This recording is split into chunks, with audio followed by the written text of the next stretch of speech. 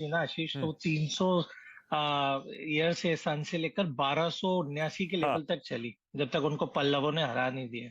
ऐसी ही हमारी ये कंपनी है लार्सन एंड टुब्रो, जो इन एग्जिस्टेंस में 77 साल हो गए हैं आज इस कंपनी को ऑपरेट करते हुए। तो बिल्कुल आपकी थीम के साथ में कंपनी जाती है और उसकी जैसी स्ट्रांग खड़ी हुई है।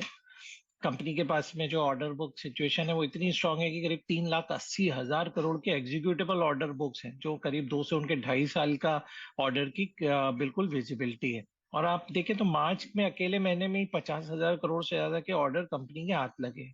अब ट्रिगर स्टॉक में ये है कि अगले इस क्वार्टर में और अगले क्वार्टर में जो सेंट्रल गवर्नमेंट के बड़े प्रोजेक्ट्स हैं उनके ऑर्डर्स आएंगे, क्योंकि उसके बाद आचार संहिता इलेक्शन की लग जाएगी, क्योंकि मई में इलेक्शन है। तो जितने भी बड़े ऑर्डर जो पेंडिंग है वो इस क्वार्टर और अगले क्वार्टर में आने वाले हैं।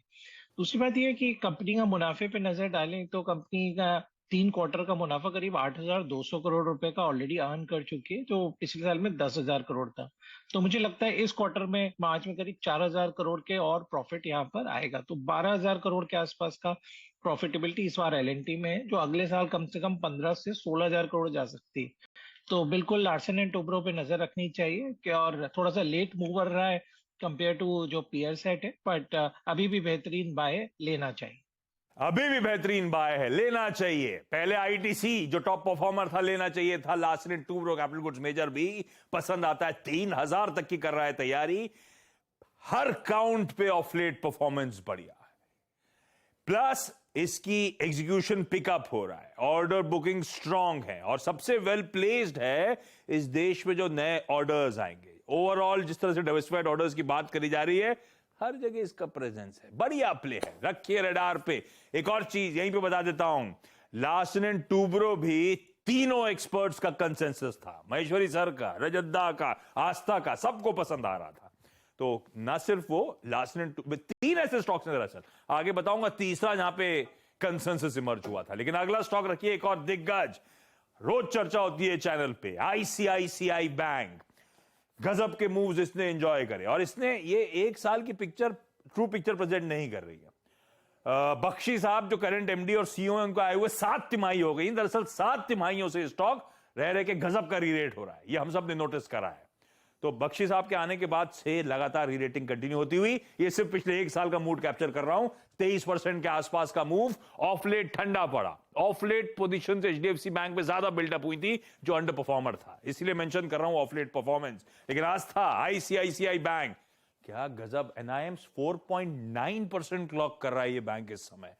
बख्शी साहब ने बिल्कुल तस्वीर बदल डाली। भरोसा है क्या हेम का आईसीआईसीआई बैंक पे 2023 के लिए? बिल्कुल आशीष, अभी भी भरोसा है। और ये जो एनआईएम आया है, इसके पीछे का कारण है कि हायर यील्ड ऑन एसेट्स है और लोअर कॉस्ट ऑफ फंड्स है। उसकी वजह से हम एनआईएम इतना सॉलिड दिख रहे हैं। कंपनी ने क्या क्रेडिट ग्रोथ दिखाई है सारे सेगमेंट्स में, और इसकी डोमेस्टिक बुक में। एक चीज मैं बताना चाहूंगी, 2014-15 में इनका ओवरसीज एक्सपोजर काफी हाई था, उसकी वजह से बैंक के परफॉर्मेंस इतनी अच्छी नहीं आ रही थी, क्योंकि वो वाली बुक परफॉर्म नहीं कर रही थी। अभी बैंक ने काफी क्लीन अप करके और जो कैचअप करना चालू किया है, ये अमेजिंग है। मुझे लगता है ये बैंक में एक चीज और मुझे पसंद आई कि इनका जो प्रोविजन कवरेज रेशियो है आशीष, वो आई थिंक इंडस्ट्री लीडिंग है, अराउंड 82% के आसपास है।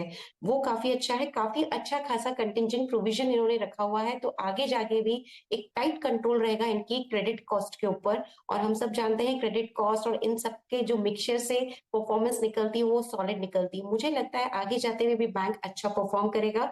सीएजीआर ग्रोथ 15 से 18% की मेंटेन करेगा फॉर FY24 और FY25।